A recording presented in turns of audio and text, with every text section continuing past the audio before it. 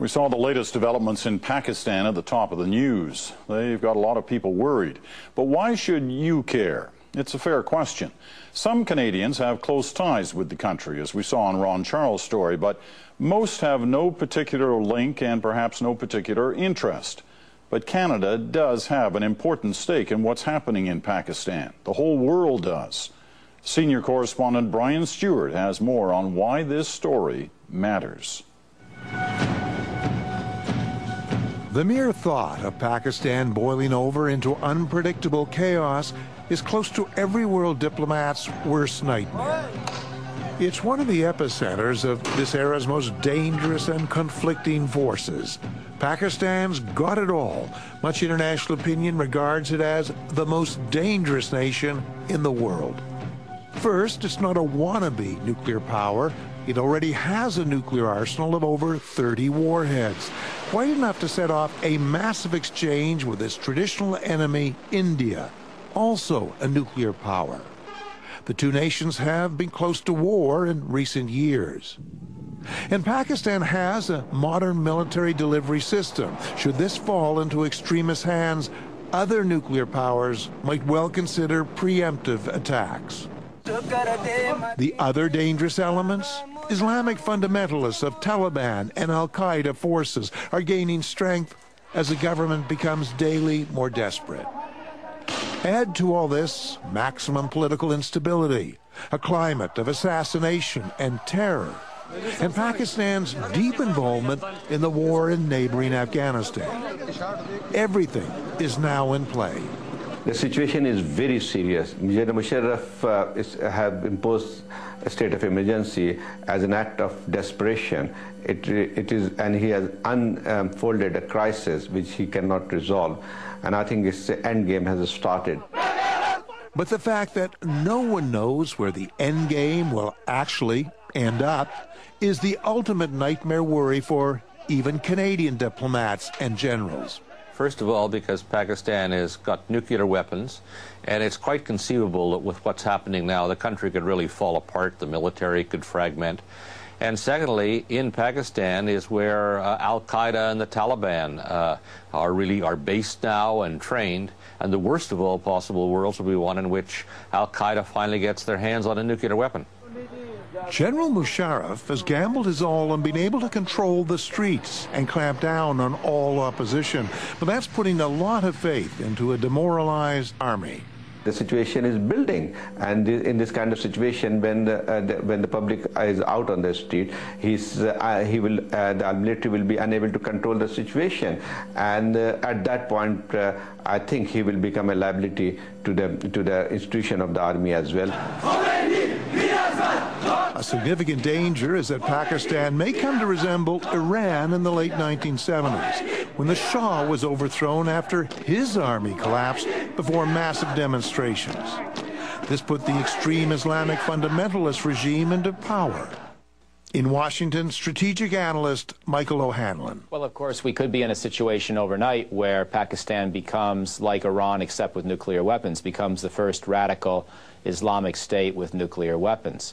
That's possible, and it's conceivable under those circumstances that such a Pakistan would not only support more extreme elements in Afghanistan, not only tolerate the operations of Al-Qaeda on its soil, but even pick a fight with India again and dare India to do something about it in regard to Kashmir. So you could imagine things being very bad. Also for Canada, of course, is the concern over its mission in Kandahar, Afghanistan, right next to Pakistan. The Taliban guerrillas and Al-Qaeda have their main sanctuaries in Pakistan.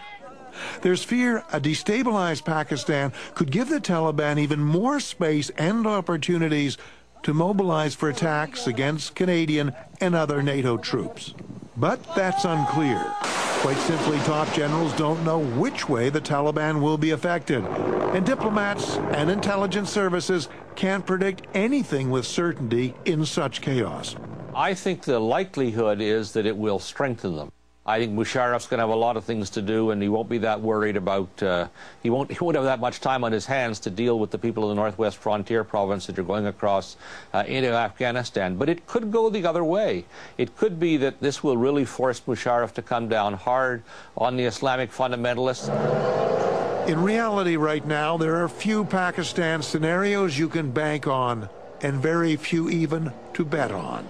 Even if Musharraf belatedly moves to crack down on fundamentalists, it's not clear his army has the will, let alone the capacity, to act. Military analyst Anthony Cordesman. But it has not done well. Usually conventional armies score significant victories relative to insurgents when they actually do have clashes. The Pakistani army tends to lose more clashes, at least so far, than it wins. And there is the fact that Pakistan is increasingly in domestic political turmoil. There's a real question about what the army is or is not trying to achieve.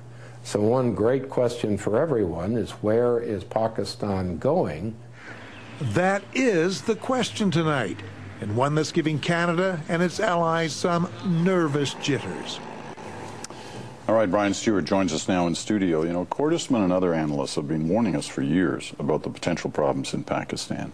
Yet, these past few weeks, the rapid deterioration of the situation there, what explains it? That's what really has got them. That's the bane of the diplomatic, intelligence services, you name it. A couple of weeks ago, well, 3 or 4 weeks ago in Montreal, there was a major gathering of Afghan and Pakistan experts. They were talking positively about the possible coming together of Musharraf and the opposition forces to really finally crack down on the extremists, the Taliban and the Al-Qaeda. That was the talk then. Incredible deterioration so quickly.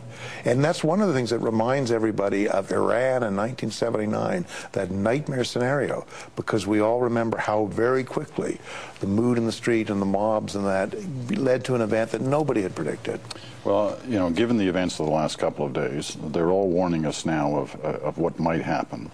What are they hoping will happen? Well, certainly the military, NATO, and that hope. They're in an ironic position. They're appalled, of course, by the military clampdown, but at the same time, they're hoping the military can hold itself together because of that scenario I mentioned they're all worrying about. There also is in Pakistan a significant moderate middle that tends to right itself whenever the country goes into chaos. So they're hoping for that self-correcting mechanism now to start making a play. Maybe not for a couple of weeks, but that's what they're now pinning their hopes on. All right, Brian, thanks very much. Another excellent report.